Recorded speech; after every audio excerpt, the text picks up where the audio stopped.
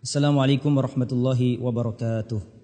Alhamdulillah wassalatu wassalam ala Rasulillah wa ala alihi wa sahbihi wa mawalah wala haula wala quwata illa billah. Kaum muslimin yang dimuliakan oleh Allah Subhanahu wa taala.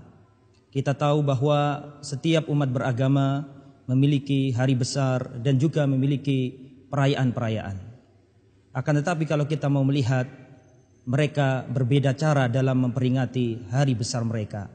Sebagian di antara umat beragama ada yang memperingati hari besarnya dengan hiruk pikuk, dengan pesta pora, dengan berkumpul di malam hari, dengan meniup trompet atau membunyikan lonceng, menghujani langit dengan petasan dan juga kembang api. Mereka sangat gembira riah pada tengah malam. Itu sebagian di antara mereka dalam merayakan hari besar mereka. Akan tapi ada kelompok yang kedua yang berbeda dengan kelompok yang pertama, yang mana kelompok yang kedua ini justru merayakan hari besarnya dengan sunyi senyap, sebagaimana dilakukan oleh masyarakat Bali. Apabila datang hari raya Nyepi, mereka melakukan catur berata. Yang pertama, mereka melakukan pati geni, memadamkan cahaya. Yang kedua, mereka melakukan pati karya, mereka berhenti, tidak beraktivitas, tidak bekerja. Kemudian yang ketiga, mereka juga melakukan pati lelungan, yang mana mereka tidak pergi, tidak safar, tidak berjalan jauh. Kemudian yang keempat, mereka juga melakukan pati lelanguan, artinya mereka tidak mencari kesenangan, mereka tidak mencari hiburan diri, sehingga pada hari raya Nyepi ini mereka hanya di rumah, memadamkan cahaya, tidak beraktivitas, tidak bepergian jauh, hanya diam di rumahnya masing-masing. Ada juga bentuk yang ketiga, cara mereka dalam merayakan hari besar mereka. Yang ketiga ini lebih aneh lagi, yaitu mereka memperingati hari besarnya dengan tangisan, dengan ratapan, dengan menjerit-jerit, memukul dada, bahkan merobek-robek baju serta menyakiti diri.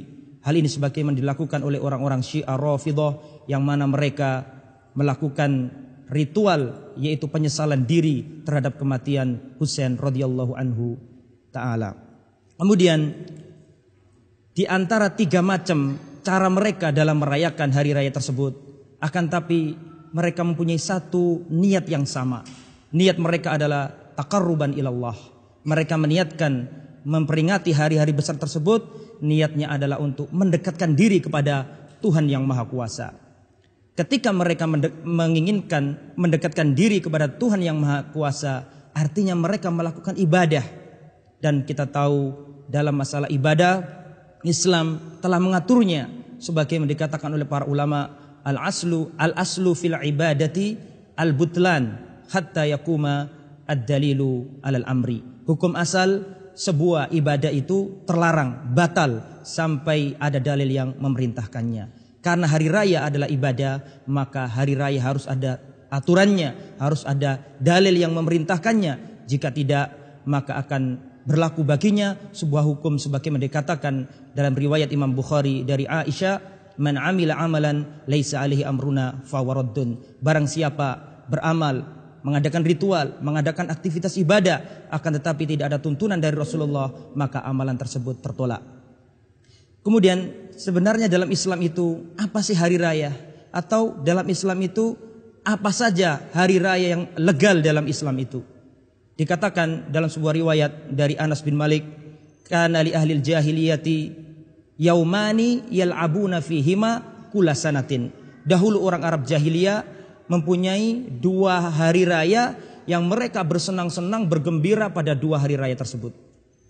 Falamma qadiman Nabi sallallahu alaihi wasallam ila Madinah, kemudian tatkala Rasulullah hijrah ke Madinah dan Rasulullah menjumpai ternyata masyarakat Madinah pun merayakan dua hari raya tersebut, yaitu hari raya jahiliyah, maka Rasulullah sallallahu alaihi wasallam melarangnya, dan Rasulullah sallallahu alaihi wasallam mengatakan, qad abdalakumullah khairan minhuma. Mulai detik ini kita hapuskan semua hari raya kecuali dua hari raya sebagai penggantinya, yaitu Yaumal Fitri wa Yaumal Adha, yaitu hari raya Idul Fitri dan hari raya Idul Adha.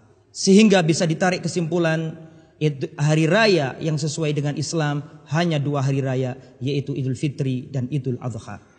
Kemudian dua hari raya yang dirayakan oleh masyarakat jahiliyah itu hari raya apa? Jawabannya, mereka dahulu ketika jahiliyah mereka merayakan perayaan Nairuz dan juga Mehrojan. Nairuz adalah perayaan tahun baru Persia. Karena pada waktu itu Arab ya sampai sekarang juga letak geografisnya dekat sama Persia.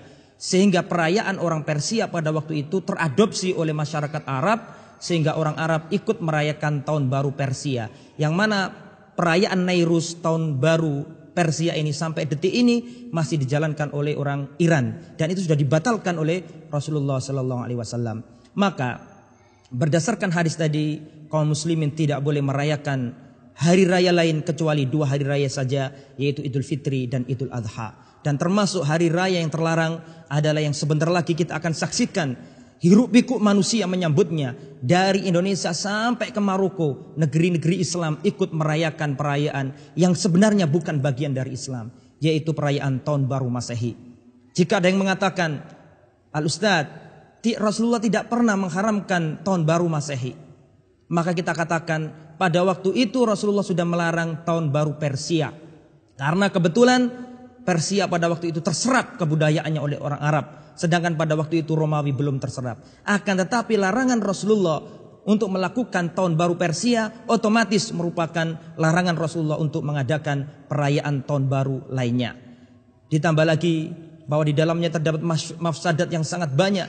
Di dalamnya juga ada penyerupaan terhadap orang-orang kafir, yang mana Rasulullah sallallahu alaihi wasallam mengatakan, man tashabbaha biqaumin fahuwa minhum. Barang siapa menyerupai suatu kaum, maka dia bagian dari kaum tersebut. Bahkan Umar bin Khattab radhiyallahu taala mengatakan, la tadkhulu al musyrikina fi kana'isihim yauma idihim li'anna sukhtata tanzilu alaihim. Hati-hatilah, jangan sampai kalian masuk mengikuti perayaan orang-orang musyrik di gereja-gereja mereka untuk mengikut serta dalam perayaan-perayaan mereka. Fa inna sukhtata tanzilu alaihim, karena murka Allah turun kepada mereka. Kemudian para jamaah yang dimuliakan oleh Allah Subhanahu wa taala, di dalam perayaan tahun baru ini terdapat banyak mafsadat, campur baurnya laki-laki dan perempuan, yang mana dilarang dalam Islam berdua-duaan dengan lawan jenis di tempat yang sepi, mencari tempat yang dianggap itu hal yang romantis dan seterusnya. Padahal Allah Subhanahu wa taala mengatakan, wala taqrabuz zina, janganlah kalian mendekati zina. Jangankan zinanya, mendekatinya saja tidak diperbolehkan. Dan di dalam perayaan-perayaan tahun baru itu terdapat segudang wasilah untuk menuju perzinahan. Semoga Allah Subhanahu wa taala melindungi kita dari bentuk-bentuk perayaan yang tidak pernah diajarkan Rasulullah sallallahu alaihi wasallam. Segala keselamatan adalah dengan mengikuti para salafus saleh, dan segala kebinasaan adalah dengan menyimpang dari jalan salafus saleh. Aqulu qouli hadza wa astaghfirullahal adzim innahu wal ghafurur rahim. Wassalamu alaikum warahmatullahi wabarakatuh.